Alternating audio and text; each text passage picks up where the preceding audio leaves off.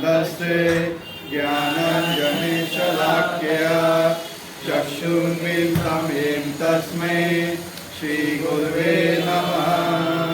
श्रीचैतन्यमनोभीष्टं स्थापितं येन भूतले स्वयं रूपा कदा मह्यं ददाति स्वपदान्तिकम्।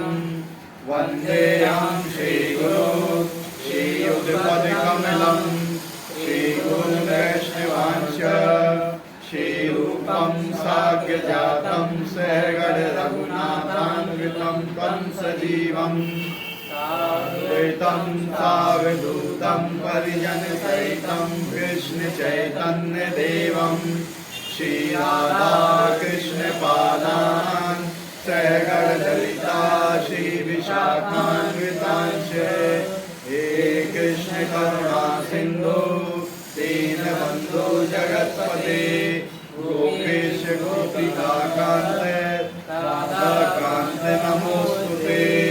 चनि गौरांगी राधे वृंदावनेश्वरी विश्वानुसुते देवी प्रणमामि हरिप्रिये।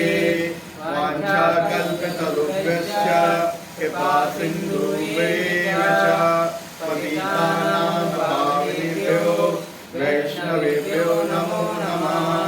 जय श्री कृष्ण चैतन्य प्रभु नित्यानंद श्री अद्वैत गदाधर शिवासादि गौर भक्तवृंद। हरे कृष्णा कृष्णा कृष्णा हरे हरे हरे राम राम राम हरे हरे। हरे कृष्णा।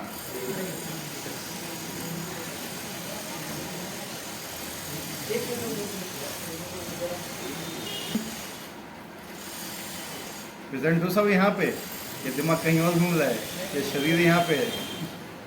आगे आ जाओ, आगे आ जाइए, आगे आ जाओ। कॉलेज से बैक बेंचर्स का वो होता है, पीछे बैठेंगे जाके। अनन्या चिंतयन्तो माम ये जना पर्युपासते तेषां नित्याभियुक्तानां योगक्षेमं वहाम्यहम्। कोई रिपीट करेगा इसको? भगवान के शब्द हैं, बहुत पावरफुल होते हैं, बोलिए। अनन्याश्चिन्तयन्तो मां ये जनाः पर्युपासते तेषां नित्याभियुक्तानां योगक्षेमं वहाम्यहम्। तो क्या बोले? अनन्याश्चिन्तयन्तो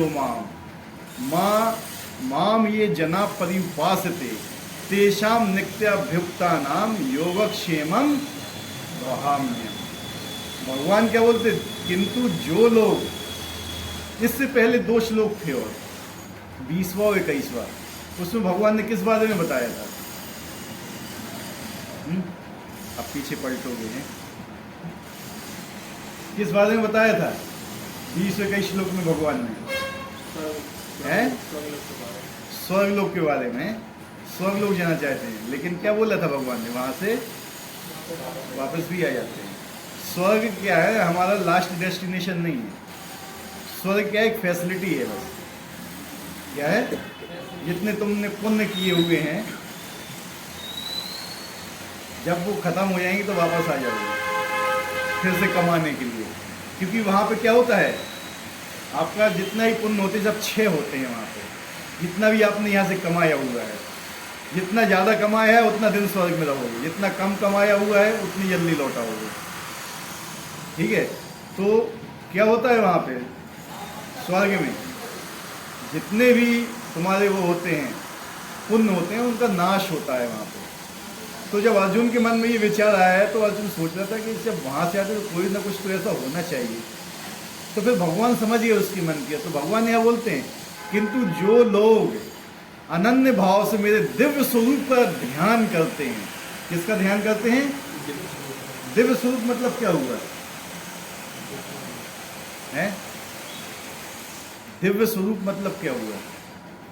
भगवान का किंतु जो एक एक शब्द गीता का बहुत महत्वपूर्ण होता है, पता है? और उसको सही से नहीं समझा तो नहीं समझ पाओगे।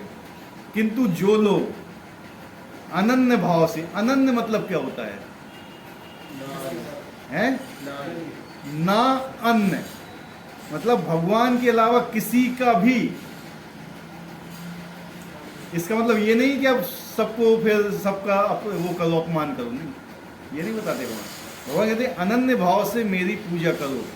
लेकिन इसका मतलब ये नहीं कि तुम दूसरे देवी देवताओं का अपमान करो, दूसरे को नेग्लेक्ट करो, नहीं।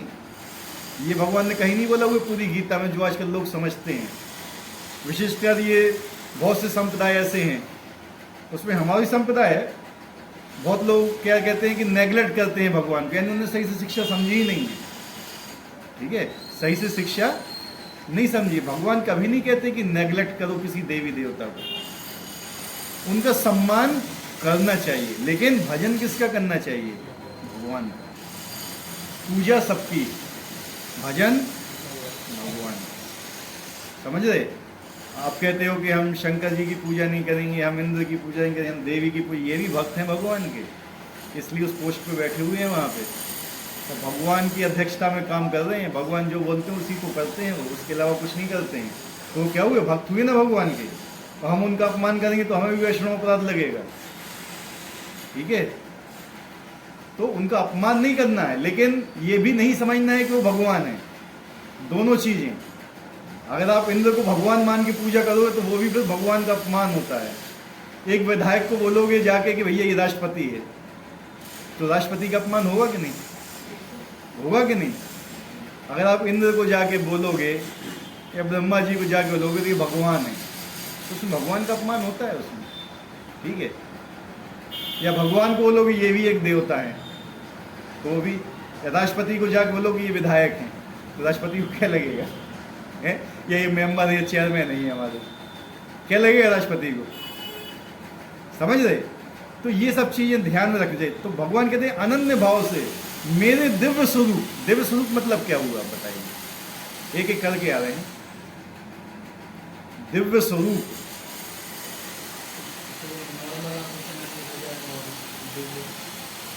भगवान को तो वैसे ही आप नॉर्मल को नहीं देख सकते। दिव्य स्वरूप मतलब ये होता है कि भगवान निराकार नहीं है। समझ रहे? भगवान ने यहाँ कहाँ बोला कि निराकार का ध्यान करते हैं? समझ रहे? क्या बोला उनने?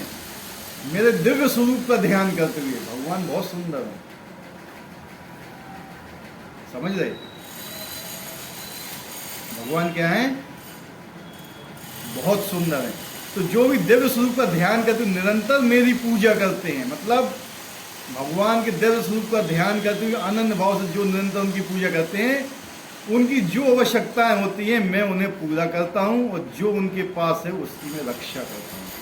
भगवान ने बोला है ये शब्द कि अगर जो इस तरीके से मेरी पूजा करता है, उनकी जितनी भी आवश्यकता है वो मैं पूरी करूंगा, और जो उनके पास है जितना भी संपत्ति उसकी रक्षा भी मैं ही करूंगा। कोई रक्षा नहीं कर सकता है, कोई भी, हम भी अपनी रक्षा नहीं कर सकते हैं। ठीक है, भगवान क्या कहते हैं कि अगर जो रक्षा करने वाले कौन हैं? भगवान ही है। और हमारी आवश्यकताएं भी सारी पूरी कौन करते हैं? भगवान ही पूरी करते हैं। लेकिन भगवान कहते हैं उस व्यक्ति के लिए स्पेशल है, भगवान पर्सनली करते हैं, ऐसा नहीं किसी को भेज दिया। अभी बारिश कर रहे हैं भगवान, किसके माध्यम से कर रहे हैं? इंद्र के माध्यम से। हवा चल रही है, वायु के माध्यम से चल रही है, वायु देवता के किस न किसी माध्यम से होता है। लेकिन भगवान कहते हैं जो अनन्य भाव से होता है मैं पर्सनली आता हूँ। फिर किसके लिए? पर्सनली, जो अनन्य भाव से मेरा भजन करते हैं। ठीक है, मतलब जो उनके पास है उसकी रक्षा भी वही करते हैं। आपके पास जो संपत्ति उसकी रक्षा आप नहीं कर सकते हो, एक न एक दिन वो चली ही जाना है। और जो आपकी आवश्यकताएं हैं वो भी आप अपनी पूरी नहीं कर सकते आवश्यकताएं। आपके शरीर में कितने अंग हैं, कितनी सेल्स हैं, आपको भी नहीं मालूम होगा। उनको क्या क्या चाहिए वो भी आपको नहीं मालूम होगा। उनकी ज़रूरतें कौन पूरी कर रहा है? कर रहा है ना? आपको ही मालूम नहीं है खाना कैसे पच रहा है पेट में, नहीं मालूम है। लेकिन भगवान क्या बोलते हैं कि वैश्वानर अग्नि के रूप में मैं खाना पचाता हूँ तुम्हारा। ठीक है, तो भगवान ही हर चीज़ की व्यवस्था कर रहे हैं, और हम क्या सोचते हैं कि हम कर रहे हैं सारी चीज़ें। ठीक है, तो भगवान कह रहे हैं कि मैं योगक्षेम वाहम करता हूँ। इसकी एक बहुत अच्छी कथा आती है, पता है? जगन्नाथपुरी में एक बहुत बड़े भक्त थे जिनने वो एक स्रोत लिखा हुआ है, दक्षाक्षर स्रोत, क्या नाम है उनका, नाम मुझे याद नहीं आ रहा है। बहुत बड़े भक्त थे वो जगन्नाथ जी के, ठीक है। उनकी शादी हुई थी पद्मावती से, जगन्नाथ जी के कहने पर वो भी, ठीक है। बहुत गरीब थे, बहुत ज़्यादा। तो इसी श्लोक का अध्ययन कर रहे थे। ये इस श्लोक का अध्ययन करते हुए, ये बिल्कुल रियल घटना है जो उनके हाथ का लिखा हुआ है ना, अगर जगन्नाथपुरी में जाके देखोगे आपको मिलेगा वैसे, ठीक है। तो उनने क्या किया, योगक्षेम, वहाँ उनने कहा यार ये शब्द मुझे कुछ गलत लग रहा है। कौन सा शब्द? वहाँ में हम, कि मैं आके करता हूँ, ये भगवान को आगे करने की क्या जरूरत है, ये गलत है। तो उनने इसको काट दिया। क्या किया? काट के करोम्यम लिख दिया। क्या लिख दिया? करोम्यम, मैं करता हूँ। अब किसके ऊपर उनने आक्षेप किया? भगवान की वाणी के ऊपर, ठीक है।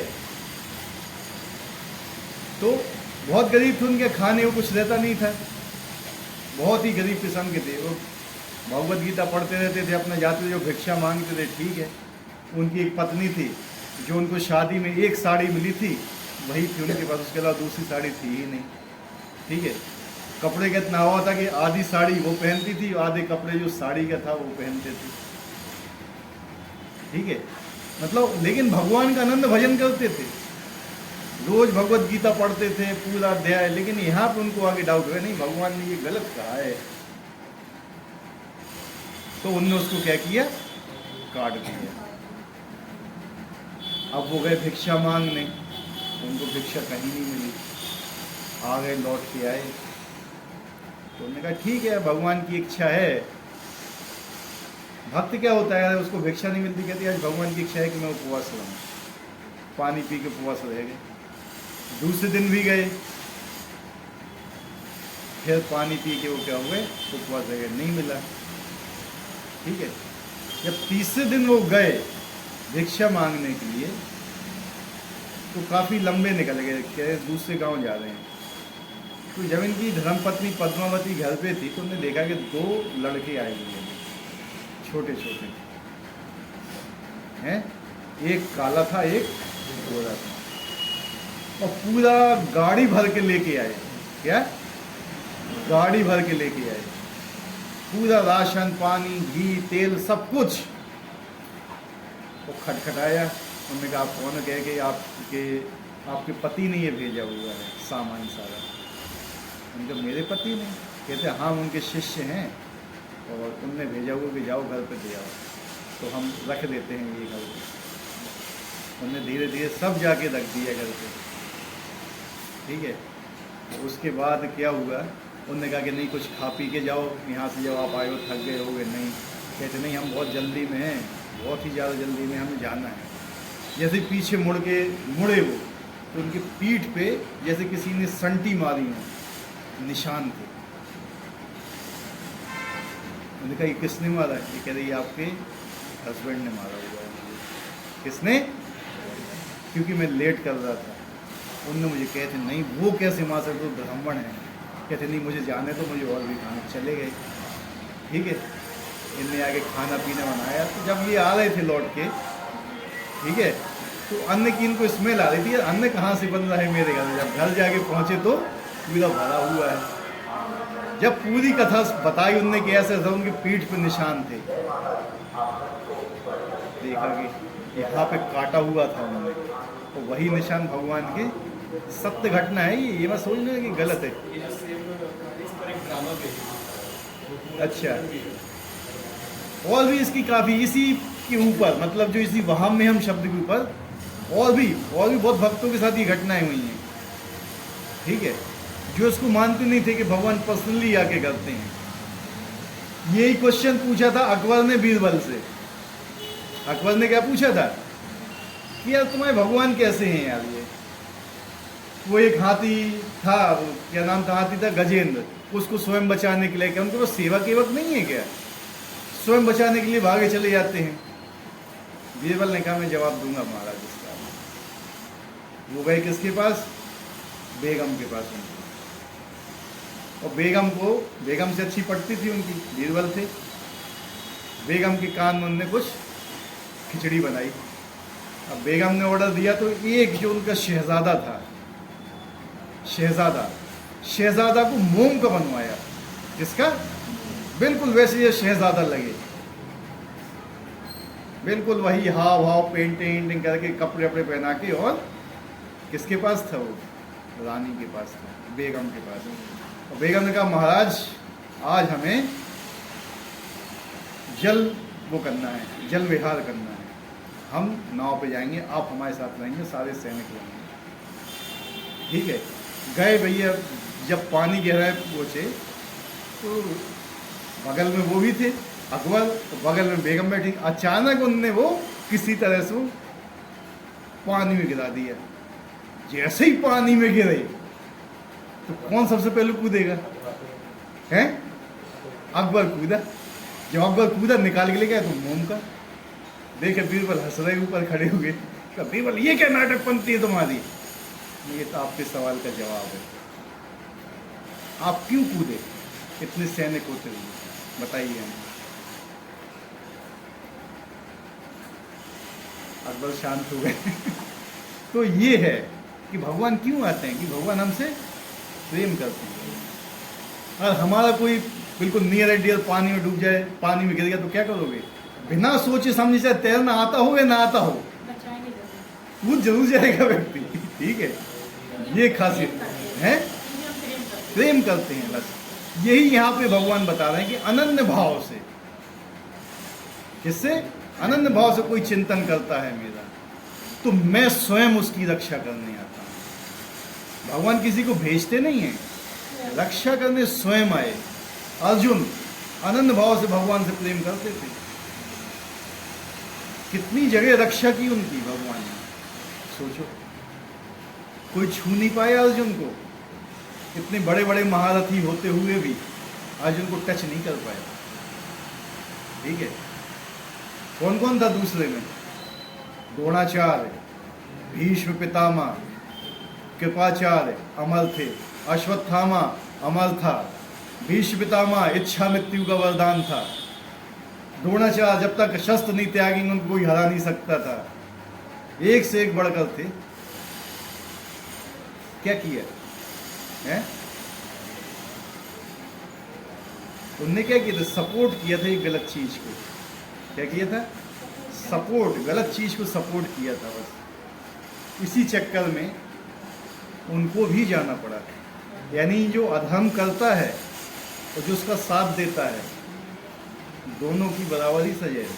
आप ये सोचते हो कि अधर्म हो रहा है मैं शांत बैठा हूँ, नहीं, अधर्म हो रहा था, है?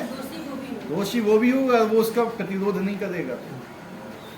जिस समय, बात मत कीजिए प्रभु, जिस समय द्रौपदी का चीरहरण हो रहा था, कोई कुछ नहीं बोला था। केवल दो लोग बोले थे, एक विकर्ण, दुर्योधन का भाई था, लेकिन उसको चुप करा दिया था कर्ण ने। ठीक है, दूसरा विदुर, उनने विरोध किया था, जब वो नहीं माने तो सभा छोड़ के चले गए। आपको विरोध करना चाहिए, और आपकी नहीं सुनी जाती तो जगह को छोड़ दीजिए, जिससे ये पता चलता है। तो विदुर बच गए, लेकिन जितने वहां थे सब गए, सब दोषी थे वो, तो सबको सजा मिली। तो भगवान क्या कहते हैं? मैं पर्सनली करता हूं। तो भगवान ने पर्सनली किया ये सब। ठीक है, तो पर्सनली, यानी पर्सनली जब होता है तो इसका प्रेम, प्रेम किस में होता है? दो व्यक्तियों के बीच में प्रेम होता है कि नहीं? किसी निराकार के प्रति प्रेम होगा? मेरी पत्नी निराकार है, मैं उससे प्रेम करता हूँ, नहीं। मेरी गर्लफ्रेंड निराकार है, मेरा बॉयफ्रेंड निराकार है, मेरा बच्चा निराकार है, नहीं। भगवान कह रहे जो एक क्षण भी कृष्ण भावना के बिना नहीं रह सकता, वह 24 घंटे कृष्ण का चिंतन करता है। एक क्षण भी नहीं रहना है भगवान के चिंतन के बिना। इसको मैं समझाऊंगा अच्छी तरह से, ठीक है। और श्रवण कीर्तन स्मरण पाद सेवम वंदनम अर्चनम दास्यम सख्यम और आत्मनिर्भर, भगवान के चरण कमलों की सेवा में रत रहता है। ऐसे कार्य शुभ होते हैं और आध्यात्मिक शक्ति से पूर्ण होते हैं, जिससे भक्त को आत्म साक्षात्कार होता है। और यही एकमात्र कामना रहती है कि वह भगवान का सानिध्य प्राप्त करे। ऐसा भक्त निश्चित रूप से बिना किसी कठिनाई के भगवान के पास पहुंचता है। ये योग कहलाता है। ऐसा भक्त भगवत कृपा के इस संसार में पुनः नहीं आता। क्षेम का अर्थ है भगवान द्वारा कृपा में संरक्षण। भगवान योग द्वारा पूर्णतः कृष्ण भावना भावित होने में सहायक बनते हैं, और जब भक्त पूर्ण कृष्ण भावना भावित हो जाता है तो भगवान उससे दुख में बद्ध जीवन में फिर गिरने से उसकी रक्षा करते हैं। मतलब वो वापस लौट के नहीं आएगा। जो पिछले 2 श्लोक में पढ़ा था ना, वो कृष्ण की भक्ति में नहीं लगे हुए थे, वो अपने पुण्यों के कर्म से जा रहे थे, यज्ञ तपस्या फलान ढिकाने से स्वर्ग जाना चाहते थे। लेकिन भगवान क्या बोलते, जो मेरा चिंतन करता है मैं उसकी रक्षा, उसको मैं नीचे नहीं गिरने देता हूँ वापस। ठीक है, वो वापस लौट के नहीं आएगा जो मेरा चिंतन करेगा। चिंतन कैसे कर सकते हो भगवान का 24 घंटे, ये बताइए हमें। विधि इसमें बताई गई है, श्रवण, भगवान के बारे में सुनो, वो हम सुन नहीं सकते। 24 घंटे सुन सकते हो भगवान के बारे में, हमारी ऐसी स्थिति नहीं है। दूसरा क्या है, कीर्तन, भगवान के बारे में कीर्तन भी 24 घंटे तुम नहीं कर सकते हो, स्मरण भी नहीं कर सकते हो, हैं? और क्या है, पाद सेवनम, ये लक्ष्मी जी का मेन है। लक्ष्मी जी 24 घंटे भगवान के पाँव दबाती हैं। पहला क्या था, श्रवण, 24 घंटे किसने लगातार श्रवण किया था, 7 दिन तक। दूसरा कीर्तन, किसने किया था, सुखदेव गोस्वामी ने, 7 दिन तक परीक्षित महाराज को सुनाई थी कथा। स्मरण, स्मरण किसका है, अर्जुन स्मरण करते थे भगवान का। पाद सेवनम लक्ष्मी जी, वंदनम अक्रूर जी, अर्चनम पृथु महाराज, दास्यम, दास्य के कौन है, हनुमान जी, और साख्य के फिर आ जाते हैं अर्जुन। अर्जुन कहते भगवान के सखा थे। और आत्मनिवेदन बलि महाराज, बलि महाराज को जानते हो, जिनने अपना सर्वस्व दे दिया था भगवान को। भगवान ने 3 पैर 3 पग में सारा नाप दिया था, और फिर भगवान ने कहा मैं तीसरा पैर कहाँ रखूं। उन्होंने कहा शास्त्र अनुसार जितनी जगह मेरे शरीर को लगती है वो मेरी ही है। उन्होंने कहा मेरे सिर के ऊपर लग गए, वो भी तुम्हारा। भगवान बहुत प्रसन्न हो गए तुमसे, इसलिए आज भी वो हैं बलि महाराज, और भगवान के सेवक बन के हैं सुतल लोक में। और सुतल लोक के जो ऐश्वर्य हैं वो स्वर्ग से भी ज़्यादा हैं। और जब इस बार के इंद्र थे, हैं जो अभी पुरंदर नाम है उनका, ये 1 मनवंतर तक रहते हैं। जिस समय उनका कार्यकाल समाप्त हो जाए तो बलि महाराज जाके इंद्र बनेंगे। ठीक है, ये बलि महाराज हैं। तो भगवान का स्मरण अब कैसे कर सकते हो, बताइए। बहुत सिंपल चीज है, ज्यादा नहीं है। भगवान को जोड़ हैं? अपने हर काम में भगवान को नहीं जोड़ पाते हैं। नाम लेके 24 घंटे नहीं ले पाओगे।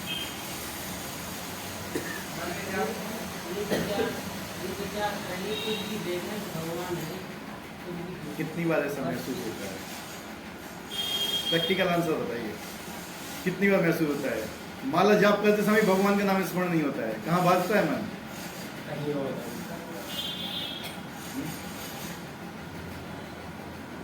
माला करते समय मन भागता है। उस समय तो भगवान के चिंतन करते हो, हरे कृष्ण कृष्ण कृष्ण हरे हरे, हरे राम राम राम। तो मन कहाँ पे है, कहीं और है। तो कहाँ हो रहा है चिंतन, बताइए। स्मरण जब ऐसे करके ही नहीं हो रहा है तो स्मरण से तो होने वाला ही नहीं, भूल जाए।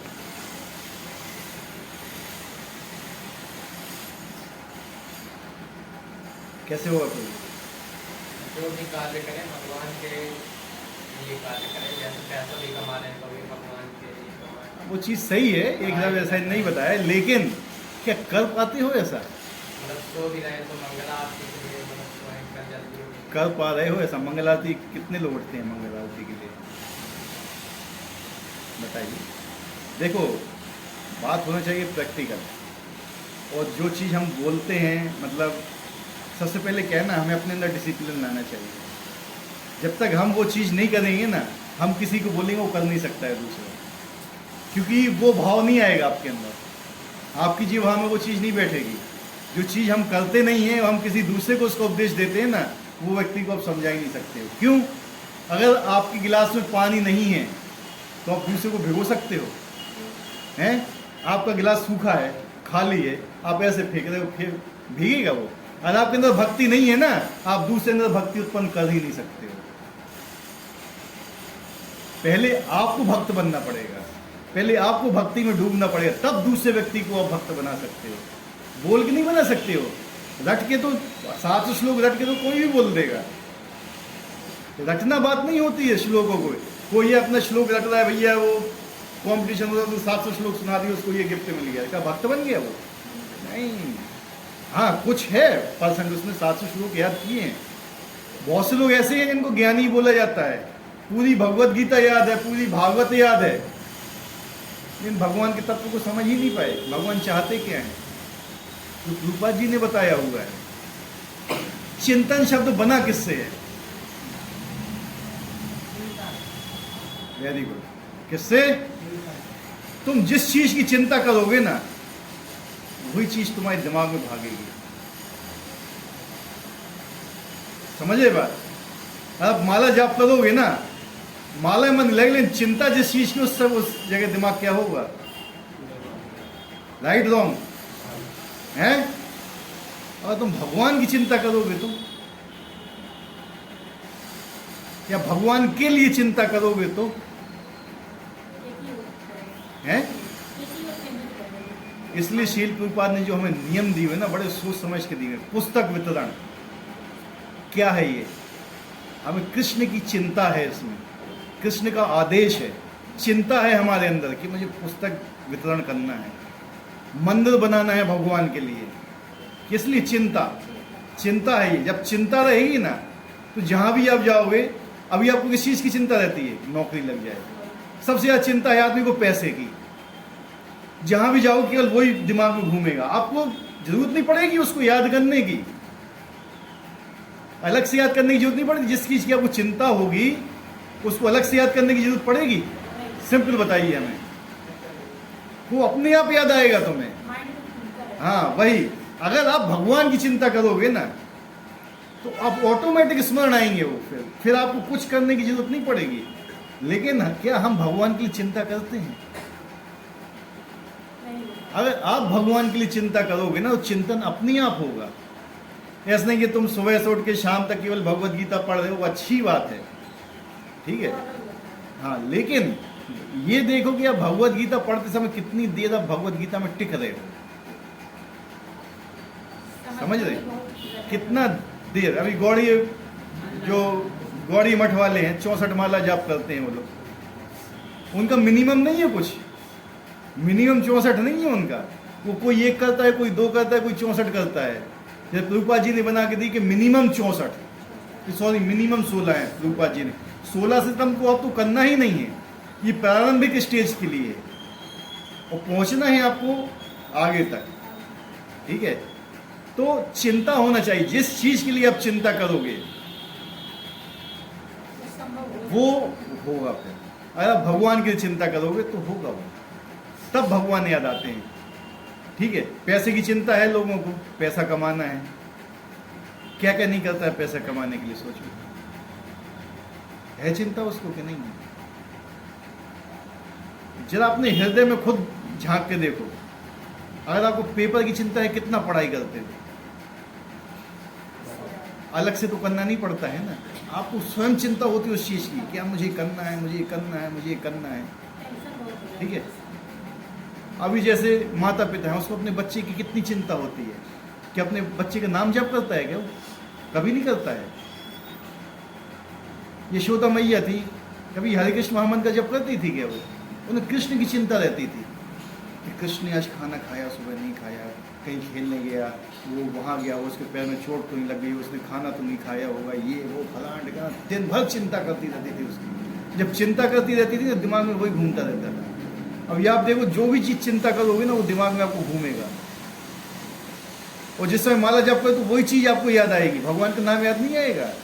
भगवान सामने भी आ जाएगी ना तो याद नहीं आएगा, लेकिन जो आप चिंता करोगे वो जरूर याद आएगा। तो क्या समझ में आया, चिंतन कैसे होगा? हैं?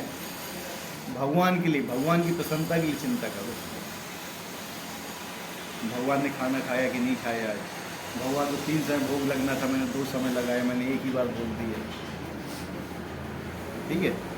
एक माँ होती है, अपने बच्चे के सामने थाली रखती है, और बच्चा ना खाए तो माँ को कैसा लगेगा? हैं, क्यों नहीं खा रहा है, क्या परेशानी है, अच्छा तो नहीं बना, इसका पेट दर्द है, या क्या चिंता है? काफी सवाल मन में आते हैं। जब भगवान के सामने थाली रखते हो, भगवान खा तो सब लेते हैं, लेकिन सब वैसे ही रहता है। आपने कभी चिंता की इस चीज़ की? जब थाली निकालते हो ऑल्टर से, चिंता की कि यार कहीं देखें हम इसमें, हैं भगवान ने कहाँ कहाँ टच किया हुआ है? भगवान खाते हैं, भगवान ने बोला हुआ है गीता में, मैं लेता हूँ। ठीक है। पत्रम पुष्पम फलम तो आगे आएगा ये, किसी 25 या 26 है, कौन सा है? 26। क्या बोला है? यदि कोई प्रेम तथा भक्ति से में पत्र पुष्प फल या जल प्रदान करता है तो मैं उसे स्वीकार करता हूँ। और जो लोग कहते हैं, बहुत लोग कहते हैं भगवान नहीं खाते हैं, तो हम उनकी माने या भगवान की माने? है भगवान कहते हैं मैं स्वीकार करता हूँ, लेकिन भक्ति पूर्वक, प्रेम पूर्वक अगर कोई मुझे देता है। और जो प्रसाद बनता है वो कहाँ से चालू होता है बनना, पता है आपको? प्रसाद बनना कहाँ से चालू होता है? प्रसाद जब से बनना चालू होता है जब आप उसके लिए सामान लेने जाते हैं बाजार में, या भगवान के लिए लेके जा रहे, अच्छा सामान लेके जाएंगे। किसके लिए? अच्छा सामान लेके जाएंगे, बढ़िया, जो भी तुम्हें बनाना है, सब्जी अच्छी होना चाहिए, चावल अच्छा होना चाहिए, दाल अच्छी होनी चाहिए, अच्छी क्वालिटी की, सब कुछ किसके लिए बना रहे हो? भगवान की। जब रसोई बनाते हो तो बढ़िया साफ़ सुथरी रसोई होना चाहिए, खुद भी साफ़ सुथरे होना चाहिए। ऐसे नहीं कि बिना नहाए धोए बर्तन मैले कुचेले पड़े हुए हैं, वहीं जूठे बर्तन पड़े हुए, वहीं तुम भगवान के लिए खाना बना रहे हो, वहीं खुद खा रहे हो बैठे हुए। बहुत लोग ऐसे करते हैं, खुद खाते रहते हैं। कुछ लोग तो ऐसे बनाते हैं, वहीं गुटखा खा रहे हैं, वहीं भगवान के लिए बन रहा है भंडारा। ये सब नहीं होता है। जितनी शुद्धता से चीज़ बनाई जाती है ना, वो चेतना भी उस प्रसाद में आती है। जो रसोई घर होता है ना, वो राधा रानी का अधिकार होता है रसोई घर में, क्योंकि वो भगवान के लिए खाना बनाते हैं। ठीक है। जब भी भगवान के लिए बनाते हैं हम कुछ, तो ये सब चीज़ रखना चाहिए कि मुझे शुद्ध होना चाहिए, जो चीज़ मैं बना रहा हूँ वो भी शुद्ध होना चाहिए, तरीका भी शुद्ध होना चाहिए बनाने का। तो अर्पण करने भी पहले, अभी आप लोग तो नए नए लड़के हो, पहले शादियाँ होती थी, शायद आप लोगों ने देखी नहीं देखी, जो पहले आज से 20-25 साल पहले शादियाँ होती थी, कैसी होती थी, या और पहले 30 साल पहले, वहाँ पे खाना जो बनाता था, कौन बनाता था? हैं?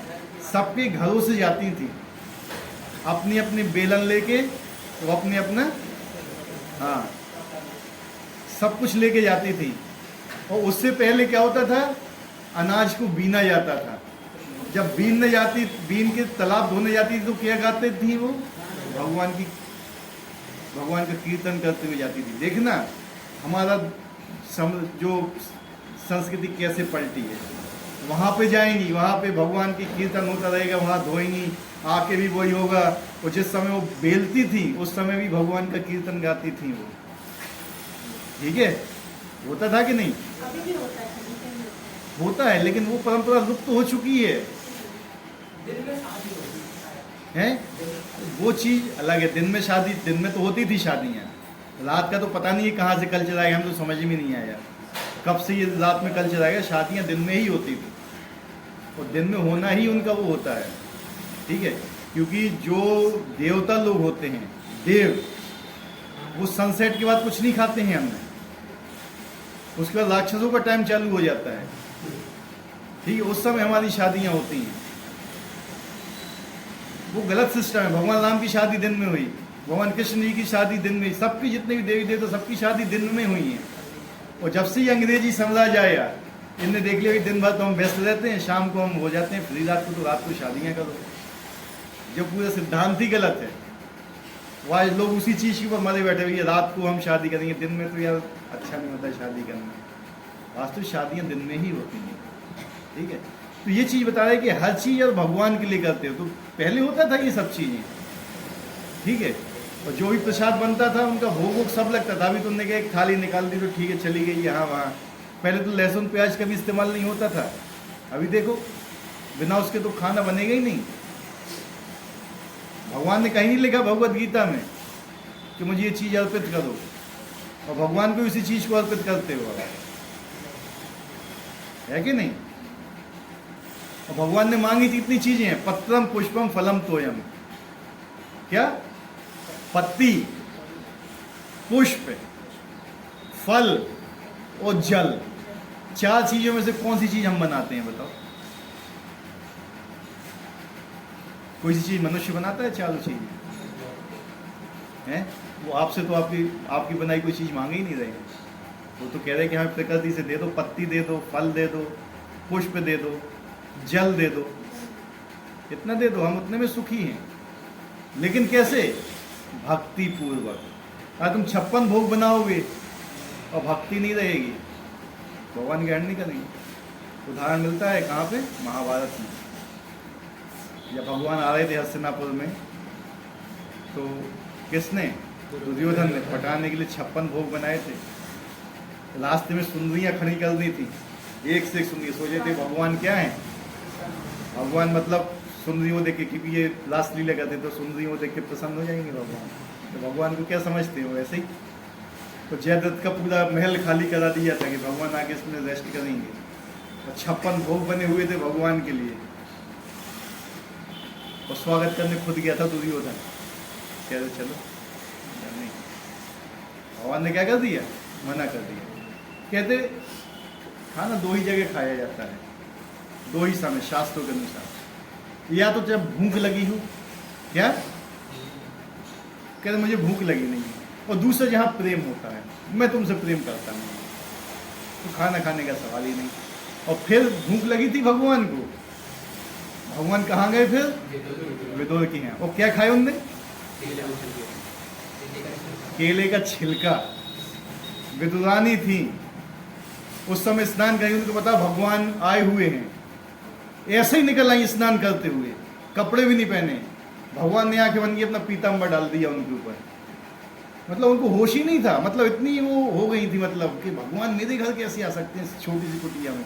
कुछ नहीं था, केला था, केले को फेंकती जानी, छिलका भगवान को दे रही।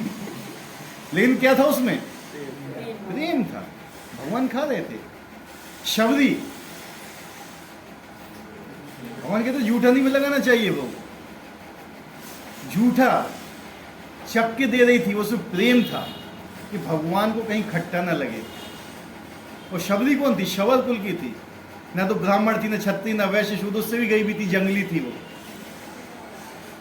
क्या भगवान ने उसके यहाँ नहीं खाया? लेकिन क्या होना चाहिए मेन चीज? यही यहाँ भगवान बताते, प्रेम। इसलिए प्रेम को पंचम पुरुषार्थ कहा गया है। क्या? पंचम पुरुषार्थ। 4 पुरुषार्थ कौन से होते हैं? धर्म, अर्थ, काम, मोक्ष।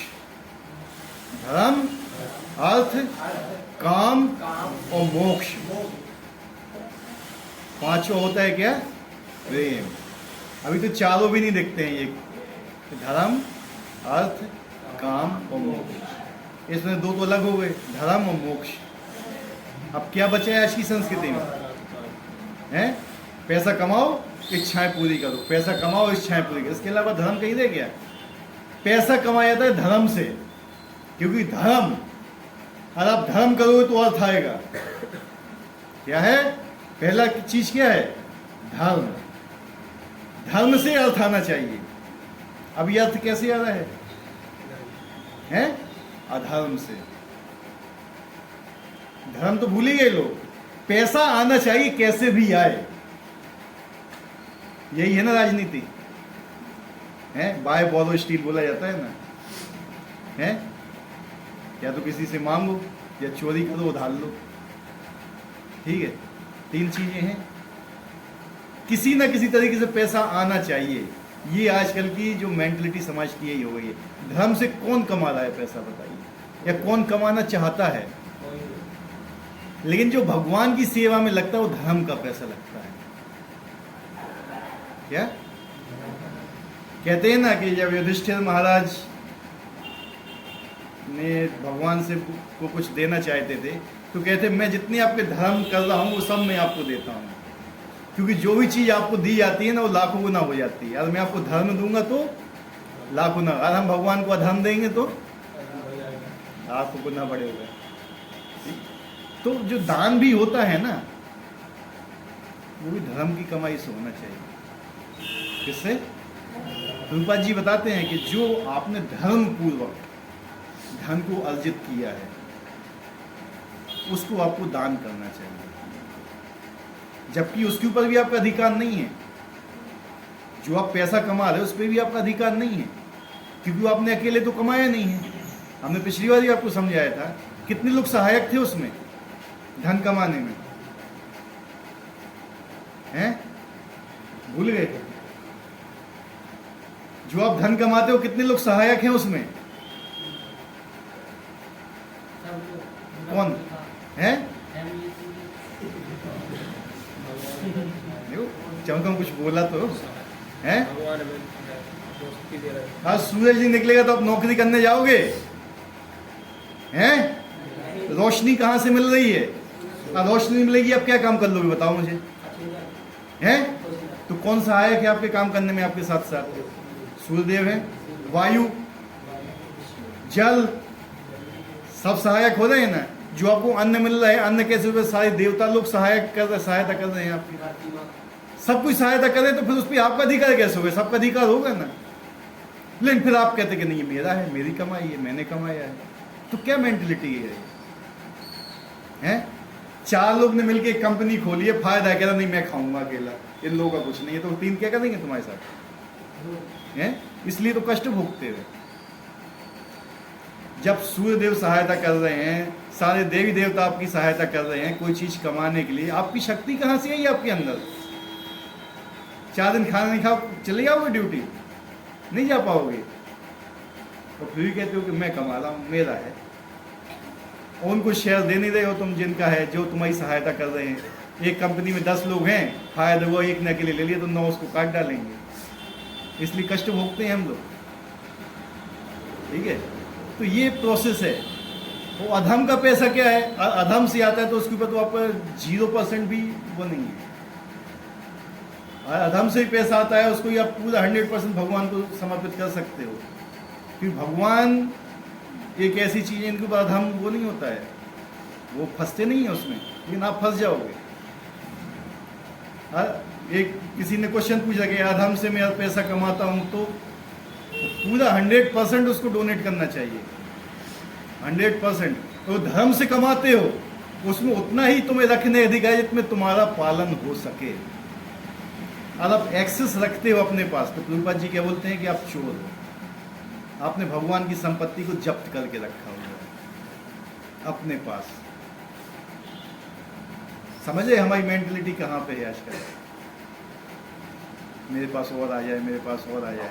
17 या 16वें अध्याय में पढ़ना, उसमें क्या लिखा था? असुरों के गुण हैं। आज मेरे पास इतना धन है, कल मेरे पास इतना हो जाएगा। वो हमेशा कैलकुलेशन करता रहता है। ये असुरों की प्रवृत्ति होती है। 17वें अध्याय में आएगा, अभी 16वें 17वें अध्याय। मेरा ये दुश्मन था वो नष्ट हो गया है, मेरे सारे दुश्मन मारे जाएंगे, मैं श्रेष्ठ बन जाऊंगा, मुझसे आगे कोई नहीं होगा। ये किसकी प्रवृत्ति होती है? असुरों की प्रवृत्ति होती है। और यही आजकल के लोगों की प्रवृत्ति हो रही है। बैंक बैलेंस देखते हैं, हम भी जानते हैं कि हम बैंक में काम करते हैं। आदमी बुढ़े हो गए, ऐसे ऐसे कप कप के आते हैं बैंक में, बिल्कुल हाथ हिल रहा है, सुनाई नहीं देता है मुझसे, बाबूजी बैलेंस कितना है, कितना पैसा है, मैं जो बता दूं, कितना ब्याज आओ, ब्याज कितना आओ जी, सब चीज। नौकरी बाल पक गए, रिटायरमेंट हो गया, अभी भी ब्याज के पीछे पड़े हुए होते हैं। तो चेतना का चिंता किस चीज की है इनको? है धन की चिंता है ना। जब तक धन की चिंता रहेगी तो भगवान की चिंता नहीं कर सकते। लेकिन अगर आपकी धन के ऊपर भी चिंता है, खूब पैसा कमाने के ऊपर चिंता है, उस धन को भगवान की सेवा में लगा दो, डाइवर्ट हो गई चिंता। आपने चिंता धन की लेकिन किसको दे दिया? वो A = B और B = C, तो A = मैथ लग गई। सिंपल है, भगवत गीता समझना कोई बड़ी बात नहीं है, सिंपल है बहुत। तो इतनी सिंप्लिसिटी से जितना समझाया जाता है ना, उतना आप लोग को हमारे ख्याल से समझ में आ जाना चाहिए। आप और कहीं जाइए, इतनी सिंपल आपको कोई नहीं समझाएगा।